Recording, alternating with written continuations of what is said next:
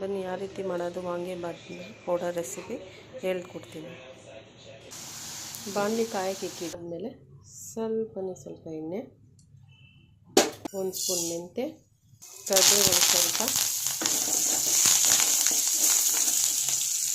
ಏಲಕ್ಕಿ ಕಾಯಿ ಒಂದು 4, ಚಕ್ಕೆ ಒಂದು 4, ಲವಂಗ ಒಂದು 4, ಬೇಡಿಗೆ ಮೆಣಸಿನ್ಕಾಯಿ ಒಂದು 20, ಧನಿಯಾ ಪುಡಿ 1 ಬಟ್ಲು ಧನಿಯಾ.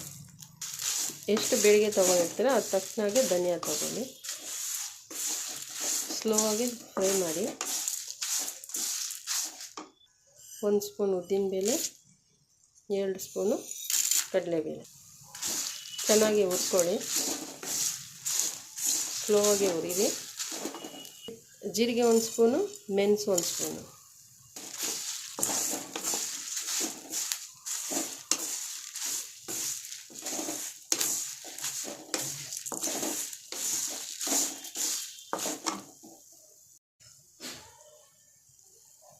ಒಂದು ಸ್ಪೂನ್ ಗಸಗಸೆ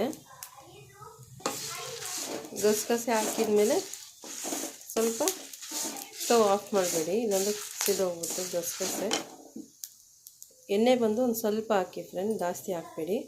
ಆ ಬಿಸಿಲಿ ಗಸಗಸೆ ಫ್ರೈ ಆಗುತ್ತೆ. ಆಮೇಲೆ 1 ಸ್ಪೂನ್ ಹಿಂಗೆ ಹಾಕೋಣ. 1 ಸ್ಪೂನ್ ಹಿಂಗು,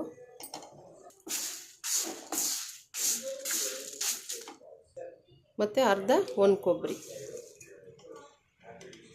ಬಿಸಿಲೇ ಅದು ಬಿಸಿ ಇರುತ್ತಲ್ಲ ಅದರಲ್ಲೇ ಫ್ರೈ ಮಾಡೋಣ ಇದೆಲ್ಲ ಮಸಾಲಾನು. ಸ್ವಲ್ಪ ಇದು ಹಾರಕ್ಕೆ ಇಕ್ಕೋಣ ಫ್ರೆಂಡ್ಸ್. ಇದು ಆರಿದ ಮೇಲೆ ಮಿಕ್ಸಿ ಜಾರ್ಗಾಗಿ ಪೌಡ್ರ್ ಮಾಡ್ಕೋಣ. ತಣ್ಣಗಾಗಿದೆ ಫ್ರೆಂಡ್ಸ್, ಮಿಕ್ಸಿ ಜಾರ್ಗೆ ಹಾಕೋಣ.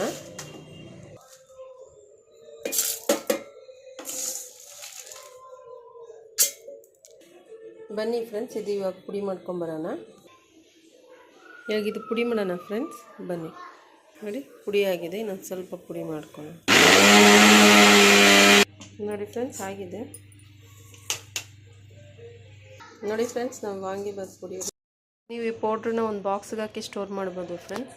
ಒಂದು 4 ಟೈಮ್ಸ್ ಯೂಸ್ ಮಾಡ್ಬೋದು, ಚೆನ್ನಾಗಿರುತ್ತೆ. ಒಂದು ಸತಿ ಟ್ರೈ ಮಾಡಿ. ಈ ಪೌಡ್ರ್ ನಿಮ್ಗೆ ಇಷ್ಟ ಆದರೆ ಲೈಕ್ ಮಾಡಿ, ಸಬ್ಸ್ಕ್ರೈಬ್ ಮಾಡಿ, ಶೇರ್ ಮಾಡಿ.